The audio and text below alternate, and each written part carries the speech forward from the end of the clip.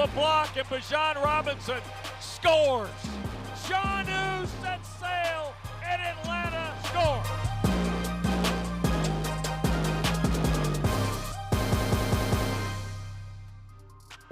Well, it's week 10 in the NFL, and we're back here in Ticketmaster Studios because the Falcons are in Arizona taking on the Arizona Cardinals today. Falcons have lost the last 3 of 4 games, and the biggest question today is, will they be able to right the ship going into the bye week? Thank you guys for joining us for the Falcons pregame show presented by Ticketmaster. Of course, I'm Taylor Vismor, Derek Rackley here, and we're glowing a little bit because we got to sleep in today. It's a little bit of a later game. I'm loving it. It's a good...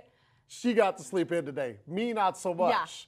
Yeah. Not only did she get to sleep, but look at the glow in the outfit. I've just got on the black, Look. and she came in just shining, got some sleep last night, Yes. feeling rejuvenated. I see you, Taylor. I mean, it's a new look. We have 1 week, and then we're on to the bye, and we're gonna come back from that so rejuvenated. But there's one game in the way of that bye, and there's lots to talk about this game, about what the Falcons are looking at, what the Cardinals have added under center, and we'll talk about him a little bit later. But lots to talk about.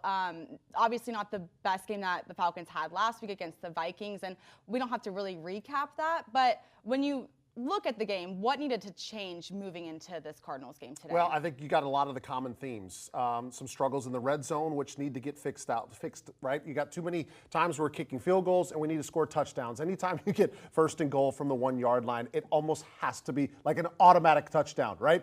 There's no better field position that you could get from your defense than first and goal at the 1-yard line, and Atlanta had to settle for a field goal. That just can't happen if you want to win games in the National Football League. And then, like I've been harping on week after week, and I'll give you a little bit of a clue for later. It's not going to be one of my keys, but the turnover issue has to get fixed.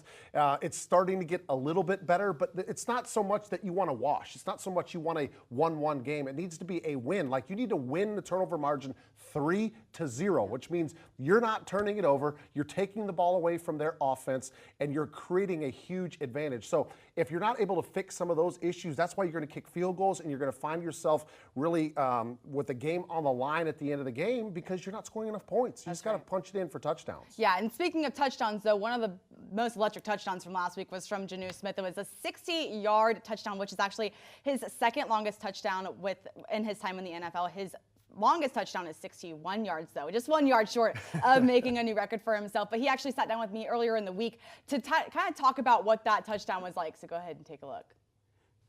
I haven't seen Jonnu move like that since I was with him in Tennessee. I mean, he was rolling. First and 15, quick throw on the perimeter, and cutting free is Smith. Jonnu sets sail, and Atlanta scores. It was like I said, man. Those guys got out there. They got an open space. Drew and Caleb and Mike Cole. The whole line, man, and Chris. Those guys. Sprung it open for me. Those guys made it easy, and I saw a little bit of daylight, and took it upon myself to make sure nobody catch me. And in the tunnel, Jonnu Smith goes snow angel. As soon as you hit it, you just fell. Well, no, actually, I was, I didn't. I was kind of, excited, and I think right when I fell, I threw my hands up, like, ta-da, you know what I mean? So that was kind of like, look what I can do, and then I started making some snow angels. So I tried to play it off. The fall didn't hurt as bad as everybody thinks, but it was definitely a cool moment. That was real. You could feel that on the sideline. I haven't seen that, and I haven't been with him a couple of years, but even watching the film, that's exciting. It's a lot of trust, between me and Art and, my ability. So, just me going out and trying to make plays and being explosive and, trying to, make sure that the first guys are bringing me down, you know what I mean? And that's kind of been what I've been hanging my hat on, with the ball in my hand. So just making sure that I'm doing everything I can do to put our team in the best situation to win games.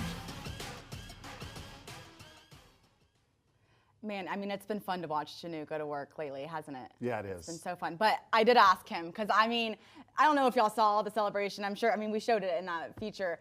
As soon as he hit that, landing, that tunnel, yep. The feet Slips. just come Whoop. right. It's like a banana in, Correct. Mario Kart. You Yes. just, slip. And I asked him, I was like, did you see your light flash before your eyes?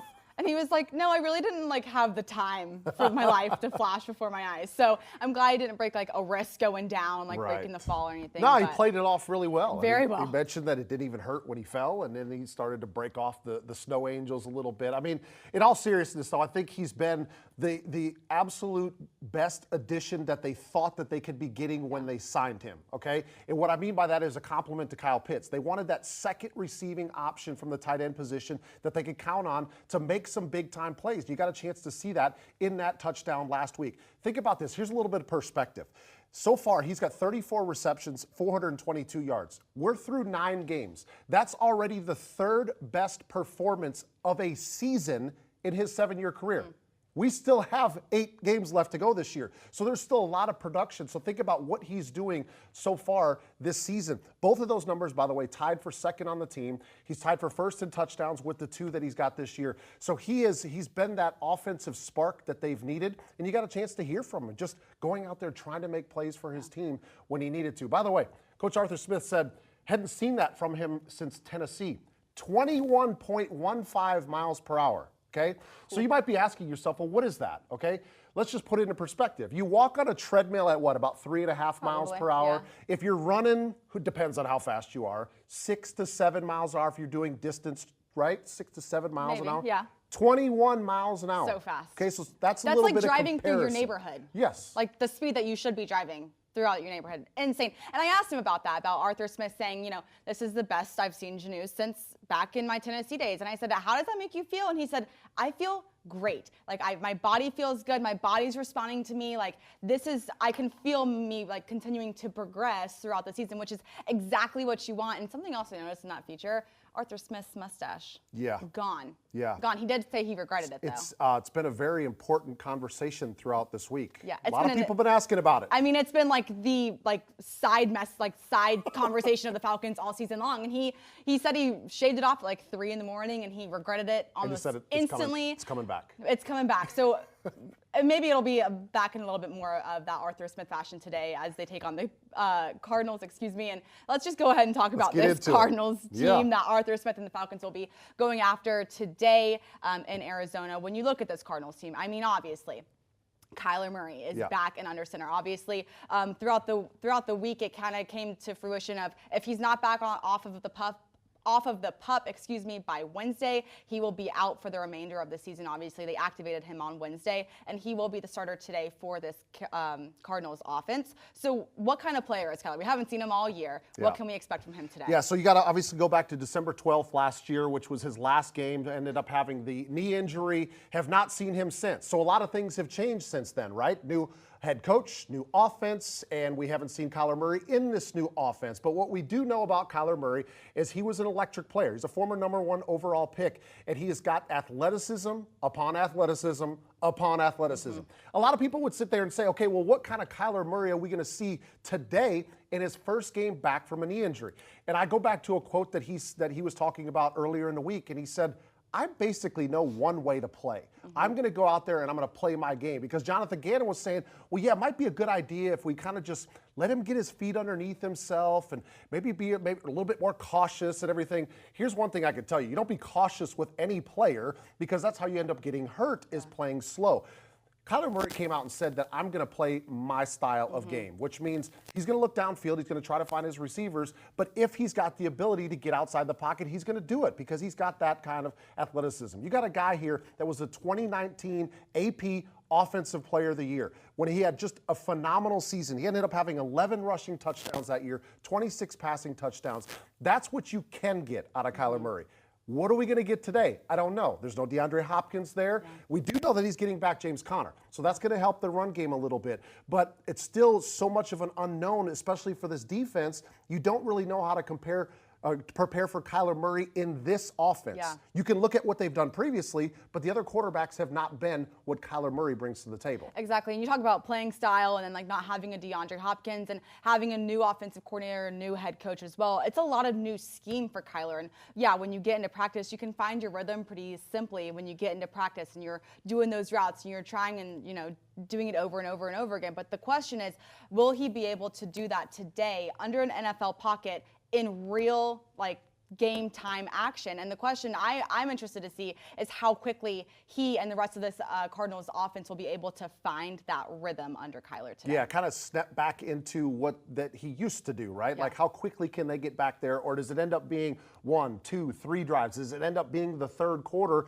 And for the Falcons' sake, hopefully it is the third quarter when maybe he tries to find some rhythm, because then maybe you've developed a 14-3 lead at some point throughout the game if that happens. But he has got the ability, he's got the confidence. Trust me, if he's healthy enough to play, he's going to go out there and he's going to try to make people miss. So there's a lot of things that go into it. I don't want to just sit here and say that he is a running quarterback, but he does have over 2,200 career rushing yards from the quarterback position in somewhat of a short career, right? He hasn't played throughout the entire 2023 season. So this was the stats that he had last year before he ended up going down. 2368 passing yards, 14 touchdowns. I will say, if you go back and look at his career, Taylor, he does have the propensity to throw interceptions. He'll give you some opportunities to pick the ball off. So are you there defensively to make those plays? And if the ball hits your hands, do you secure the catch? Like so many times you see the ball ends up coming right to a defensive back, hits the hands and drops on the turf. When you get those opportunities, you've got to make those plays. If the defensive line tips the ball at the line of scrimmage, you've got to make those plays. So there will be some opportunities if you look at the history of Kyler Murray to get some interceptions, but you got to be there and ready to make those plays. Right, big day for Kyler Murray and the Cardinals offense, but also a big day under center for the Falcons as well. Taylor Heinicke making his second start today. Arthur Smith gave that distinction earlier in the week, and he also said after the bye, whoever the starter is for the Saints game will be the starter for the remainder of the season. So Taylor Heinicke spoke to media earlier in the week and said that this is kind of a Super Bowl-like feel for this team. How important is this win to get a win and then go into the bye? How important is this win for the Falcons team today? It's big for a number of reasons. It's big, and I don't want to get cliche here, but like every NFL player, every NFL coach will tell you that the next game is the biggest one on your schedule. Like it's so important because you get limited opportunities in the National Football League. It's big because you mentioned to start the show, Taylor, that Atlanta has been struggling the last few weeks. A missed opportunity against the Vikings last week, a game that they felt like they should have won. And then we're talking about going on the road this week against a 1-8 Arizona Cardinals team. I know we just talked about the conversation with Kyler Murray, but this is a 1-8 football team that lost 6 straight football games. They're coming off a 27-0 drubbing last week at Cleveland. And if you think things are bad for Atlanta and how they've been playing recently, think about the last week game for Arizona, okay? They lost 3 turnovers. They had 7 total first downs in the game, and they were 1 for 12 on third down. Okay, so start thinking about where is Arizona in their head coming into this game at 1-8 with the performance that they just put on the field last week at Cleveland. You think about, okay, where is Atlanta at? Is this their Super Bowl? Taylor Heinicke hyping this matchup up, talking about the importance of it. Arizona's, they're not in the greatest place either. Okay, so Atlanta maybe comes into this game with a little bit more confidence, even though they're struggling because of the opponent, but that still means you got to go out and execute. Taylor Heinicke has got to execute on offense. Make sure he doesn't turn the ball over, get the ball in the hands of the playmakers, stay on schedule with the chains, and like we talked about at the top of the show, score touchdowns, not kick field goals. Let me say this about Arizona's head coach, Jonathan Gannon. He spoke after the shutout loss last week to media, and he said, we couldn't run it, we couldn't protect it, and we couldn't throw it. And you're going to lose a ball game like that every single week if you can't do those 3 things. And the big question is, will the Falcons be able to capitalize and force the Cardinals to not be able to do those 3 things again today? It's going to be a really interesting matchup, honestly. Yeah, I mean, they get a couple guys back, and we'll get into the inactives a little bit later, but they're also going to be missing one of their starting offensive linemen too, which that plays into the favor of the pass rush, right? If you got an opportunity to get after the quarterback, you don't have an important piece of the puzzle on the offensive line, you try to exploit it, right? So you find ways to get one-on-one matchups with a backup and see if you can find your way to get in the backfield. But you got to make sure the rush lane, the integrity of the rush lanes against this quarterback are so important. This is a copycat league, which is what it means is if something hurt a team previously, the other teams, they're watching it on tape. And they're going to see last week Josh Dobbs running the football against Atlanta and eventually getting a victory because of his ability to run the football. And they're going to say, how can we recreate those situations to maybe get Kyler out on the edge or get him through the hole, because he's got the same, if not more, athleticism as Josh Dobbs, oddly enough, who just came from Arizona. Exactly. So both teams looking for a win after a loss last week. Obviously, Arizona got shut out. And what am I trying to Cleveland. say?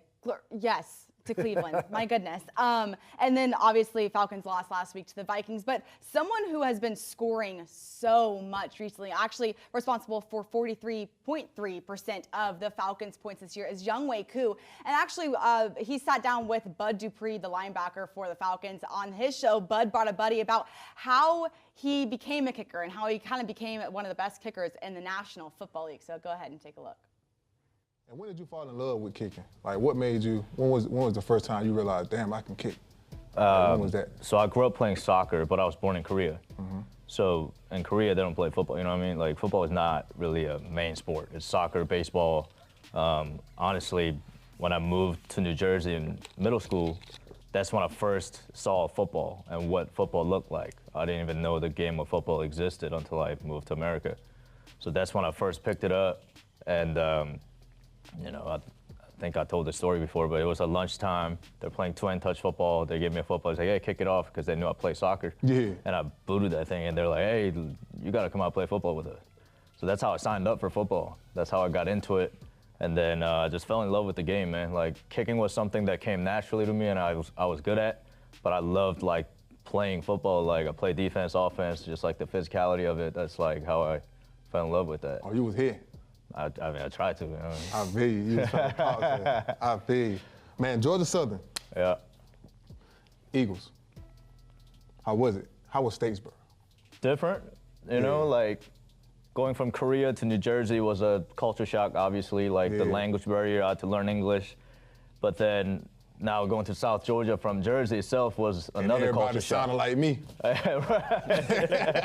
Yeah, so like on my official visit, I had like grits for the first time. Yeah, you know, like cheese. Yeah, you know, it was. Mix it up with, you gotta put everything in the egg, sausage, everything. Yeah, it was different, you know, like, but I fell in love with it, man. Like, I chose that school for a reason. When I went there, you know, they made me feel welcome, loved, and you know how football is. The locker room's tight, and I loved it. And you know, I left there after 4 years saying yes ma'am, no ma'am, holding doors, you know. It's just all kind of things, so it was good. That's dope, man. That's dope. So when everybody be saying cool, I first thought it was booing. Yeah. So your first time hearing that, what did you think it was booing you? Or? So that didn't happen for me in high school. Nobody did that. But when I got to Georgia Southern, that was the first time experiencing it. And it was my first field goal ever at Georgia Southern. I'm running out. And we were all like, dang, why are they booing? I haven't kicked the ball yet. But then we realized they were cooing. I was like, okay. So that's when it became a thing, I guess. And then when I came over here, I was like, and it just like kept growing. And I was like, man, I mean, it's awesome to hear that. But that also means like, I got to keep going. You know, I got to keep making kicks. And because I always think to myself, like that cooing can turn to booing quick. So That's fair. we keep making them.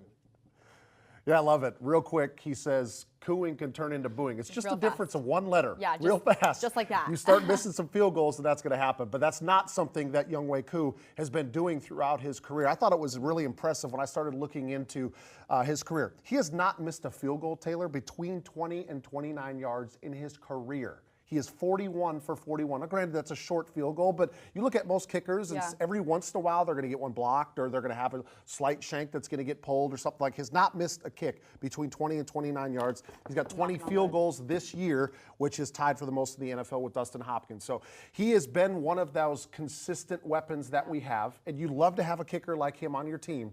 You just hope that you can mix a few more touchdowns in with the Younghoe Koo field goal. Yeah, exactly. And it's been so fun to watch Koo. I thought it was so funny last week when the Vikings actually took that penalty after the Tyler Algier touchdown. They're like, yeah, move him back.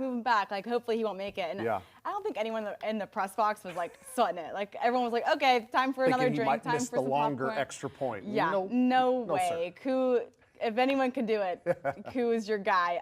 But speaking of some of the players today, obviously Bud Dupree will be back off of the inactives list this week. And let's just go ahead and get to those Falcons inactives. Obviously, Mac Hollins, D. Alford, and David Onyemata are all three will be inactive today. I actually saw Mac Hollins here. He didn't even travel to the Cardinals. I saw him here this morning at Ticketmaster Studios. So they're all dealing with ankle injuries. David was questionable on Friday, but he will be inactive today. Yeah, so you got Contavious Street likely going to have to fill in some shoes. We saw that they just traded for him last week before the Vikings game, made a couple of big plays in that game, so he'll have to step up again as well. And good news, though, that they get a couple of guys back, Drake London and DeMarco Helms, who had been out the previous week. Those guys will be back in the lineup, so maybe you get Drake London back in. You don't have Mac Hollins. They kind of replace each other's production. The one thing that we've known is that there's plenty of playmakers on the offense. We just talked about Jonnu Smith earlier in the show and what he's brought to this offense. And I don't even think we've talked once this show about some guy named Bijan Robinson, who's pretty good too. And there's been a lot of talk around finding ways to get him the football more. So without having Mac Hollins, you don't have that big body to kind of post people up on some third down situations, but you still have plenty of other playmakers that you can get the ball to move it up and down the field. Exactly. You talk about playmakers, and I think it's been really impressive in the last showings of Taylor Heineke, how he's been able to get to the ball to a lot of the different playmakers. He doesn't have that like one receiver, one tight end that he really loves to throw to. He kind of throws it out to anyone that's available and anyone that's open. So it should be interesting to see how they bring back Drake London today and utilize him throughout the field. Spreading the wealth around the field. Spread it around. I would love to see some touchdowns in that red zone as well. But let's go ahead and get to the Cardinals inactives as well. As we know, James Conner will be back for the Cardinals today, which is a big win for them, having a newer quarterback, I guess you could say. Kyler is newer to this offense, helping him out in the backfield. But who sticks out to you here on this inactives list? Yeah, so I talked a little bit earlier. DJ Humphries is starting tackle for Arizona. He's battling an injury as well that happened last week at Cleveland, so he's not going to be in the lineup. So that's maybe a matchup that Atlanta can try to take advantage of when you get a backup tackle in the game. You got to find a way to create some one-on-one matchups, maybe Calais Campbell. Again, you can get real creative with how you do alignments to see if you can get those one-on-one matchups for a backup tackle. And Amari DeMarcado, who is the running back that you see inactive, he was actually the guy that had been filling in for James Conner, but he's got an injury. He's out. Conner back in. Conner's been the guy for them. He has been the running back that they wanted to be their number one all season long. Been battling an injury the last few weeks, but he gets back in the lineup. So both him and Kyler Murray, how close are they to 100%? How effective they are in this game will say a lot about the progress of the Arizona Cardinals. Yeah, and you ask about like how good does Kyler feel, and he did speak to media and said if I didn't feel 100%, I would still be on that PUP list. I feel good. I trust my knee. I'm going to play, like you said earlier, I'm going to play to my fullest extent that I can possibly play. So that's going to be a big challenge for Atlanta. Now the question is, how can the Falcons beat the Cardinals going into their bye week? This is the Keys to the Game presented by Wells Fargo. So go ahead, Rack. What is the first key of the game today? Well, let's start with the first quarter. Let's win the first quarter if you're Atlanta. And it's kind of another way to camouflage saying let's start fast in this game. But if you look at the course of the season for Atlanta through 9 games, they've been outscored 33-30 in the first quarter. How has that happened? They've scored 3 touchdowns in the first quarter throughout this season. The other 6 games, they've either had field goals or they've been shut out. So what does that tell me? That they've generally been trailing, or you've had tie games going into the second quarter, i.e., not starting fast. So find a way to start fast and win the first quarter. Get that touchdown on the board. Maybe it's an opening drive that you mentioned, Taylor, that Taylor Heineke just ends up spreading the wealth going down the field. You get Bijan Robinson involved in the game. You get Tyler Algier involved in the game, and you get a touchdown on the board. You play some stingy defense. Maybe Kyler Murray gets off to a slow start. Finish the first quarter 7-0. 10-0. That would be a great start because now you get the other team a little bit more one-dimensional. Now maybe Kyler Murray's got to drop back and throw it a little bit more. Remember that discussion that we had about giving you some opportunities with some interceptions? Then maybe you have an opportunity there to steal a possession away. Yeah, you mentioned that 6 of the 9 games have they finished the first quarter with either 3 points or no points, and those 3 points obviously came from Koo. And I asked Jonnu earlier in the week, how do you change field goals to touchdowns? How do you make that change? And he kind of laughed and was like, do you know the answer? I mean, we're trying. We are figuring it out. And he did make the distinction that they were really practicing that, and they were focusing on that in practice this week of how to get in the red zone and to lock it in, to punch those numbers in, to get 6 points instead of 3. So as a pass player, how do you, I mean, it's easier said than done, obviously, but how do you change a field goal to touchdowns more and more throughout the season? A lot of times it's about play calling. It's not making mistakes. We saw that last week in the second quarter with the false start when you get 1st and 1, and all of a sudden 1st and goal at the 1 turns into 1st and goal from the 6, and then you get a negative yardage play, and then all the things start to snowball out of control. So how do you end up punching the ball in the end zone? Some of it's play calling, some of it's execution, but a lot of it is just the basics. Don't take negative yardage plays, whether it's a pre-snap penalty or it's anytime you decide to run the football, you got to find a way to at least get back to the line of scrimmage or get something. Get something positive, because negative yardage plays in the red zone or close to the goal line are going to end up killing you. Why is it so difficult? Because the field shrinks when you get down in the end zone. So you don't have the opportunity for your receivers to run the defense off. Your defensive backs, they sit, right? They just sit with their heels in the ground because there's nowhere else to go. And so they always got their eyes in the backfield, on the quarterback, on the receivers, and they never get a chance to turn their head away from the play. So that's why it becomes more difficult. You got to find spacing. You got to recognize zone versus man. There's all kinds of little things that happen in here, but you can't hurt yourself. That's the number one goal when you get down deep in the opponent territory in the red zone. You can't have sacks, you can't have negative yardage runs, and you surely can't have the penalties. Cannot have the penalties. So hoping to get that snowball effect going for that Falcons offense today. What's the second key to the game for you? Well, we talked a lot about Kyler Murray, and I think it's containing Kyler Murray, because there's going to be a number of opportunities in this game where Kyler Murray is going to take off, whether that's some kind of design quarterback run or it's just him looking down the field and realizing that he doesn't have any options. Good pass coverage by Atlanta, and he's going to find a lane. Okay, and once he does find a lane, you've got to find a way to get him down on the ground. If he does decide to break through, get him down behind the backfield, get him down at the line of scrimmage. Maybe give up 1, 2, or 3 yards, but you cannot afford to give him the big ones. We saw last week Josh Dobbs, 66 yards rushing in that game against the Falcons, and that proved to be one of the biggest difference makers for the Vikings, driving down on that final drive to punch the ball into the end zone. We saw Baker Mayfield a few weeks ago had a 31-yard run. So again, copycat league. They're going to look and see there's some opportunities for the quarterback to get some runs. So maybe, Taylor, they start to play with a little bit of we call robber, or having some eyes in the backfield, right? You have a linebacker, you have a safety, somebody who's got their eyes on the quarterback. Instead of being in pass coverage, they're just mirroring what Kyler Murray does. If he breaks out of the pocket, that makes sure that you've got somebody in his back pocket basically an entire game. So you don't have everybody turning their back on a quarterback. It's one thing that it's really hard to do against a mobile quarterback is playing man coverage, and you get people turning their back away from them. Then all of a sudden you got these huge holes that open up, and you see a guy like Kyler Murray take advantage of it. Yeah, I mean, it's going to be exciting to see what he's able to do within the pocket and outside of the pocket, if he's allowed outside of the pocket at all today, because they've changed their offensive scheme, obviously, from last year to this year. They're obviously running the ball a little bit more. They're kind of spreading the wealth like a little bit more than they did last year. But obviously last year they had Kyler Murray. So It's going to be interesting to see how that scheme tweaks a little bit, because you have a new quarterback under center today. Yeah, absolutely. So, all right, anyway, third and final key to today's game against the Cardinals. Got to play discipline for 4 quarters, not just 1 or 2 or into the third quarter, but for 4 quarters. What does playing discipline mean? Again, going back to the penalties, pre-snap penalties. If they can find a way to eliminate those completely from this game, they're going to have a better chance of staying on schedule on offense. But not only that, but also just anytime you get near the sidelines, like you got to have great decisions on defense. If Kyler Murray does end up running and he gives himself going out of bounds, you don't want to hit him out of bounds, and then all of a sudden you tack another 15 yards on top of the play. Conversely, on offense, you're right. You don't want to end up making those penalties holding, or the personal fouls that end up backing you up to where you got 2nd and 20, 3rd and 25, like situations as a play caller you don't want to be in. And then I'll also throw turnovers into this mix as well, because that has been an issue for the Atlanta Falcons. They got to find a way to get the turnover battle in their favor. This kind of shows you the breakdown of how the 2 teams have been doing. You've got obviously the Cardinals at 1-8. They're -2 in the turnover margin.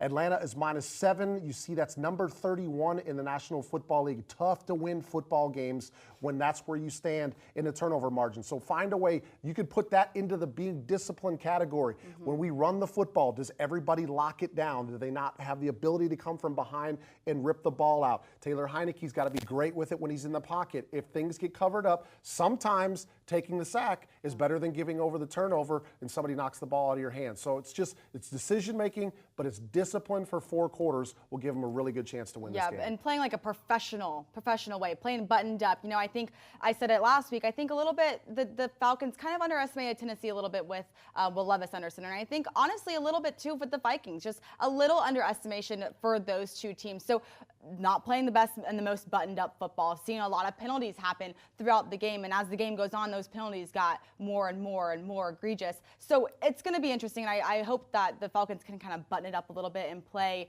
very professional football. I mean, it's the National Football League, it's professional football, so hopefully they can play a little bit more professional. Yeah, I mean, it's even though it's Kyler Murray's first game in 2023, everybody knows Kyler Murray, and you know what he's capable of, so there's no way to overlook the talent that you're going to see. Maybe you could do that with a Josh Dobbs coming off the sideline, trying to get his cadence and getting the play call from his offensive coordinator and head coach basically every single time. Here's what you're looking for, but they don't have to worry about that with Kyler Murray. They know this is a guy that can make plays. Yeah, he's going to come in, going to lock in, and it's going to be an interesting 4 quarters for these two teams. So I honestly, when you look at this, at the schedule from the top of the year, starting with Carolina, right, and all 17 matchups, I don't think you would have looked at this team and have been like, this is going to be a really humongous game for the Falcons. It's going to be a really hard-fought battle, and this is going to define their season. This has the possibility of defining the rest of their season. So it's just really interesting, and obviously the Falcons will hit their bye and then go into 4 more divisional matchups. Obviously, when you come back from the bye, the Falcons will take on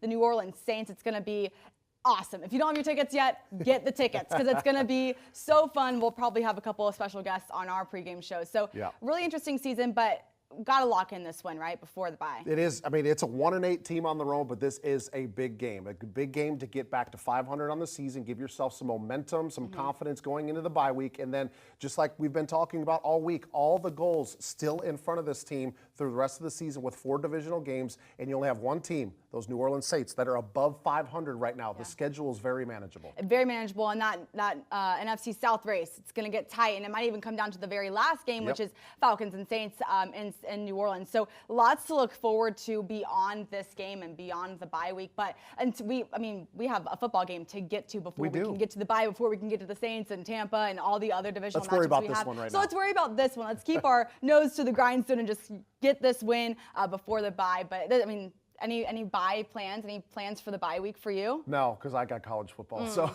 this guy, it's big. Saturdays and Sundays. Just a workhorse over here. Stay working. Working 9 to 5 all the time. Love it. But thank you so much. This has been a fun one. Hopefully the Falcons can lock in the win on the road today and start their bye week on the right foot. Thank you guys for joining us for the Falcons pregame show presented by Ticketmaster. Enjoy the game.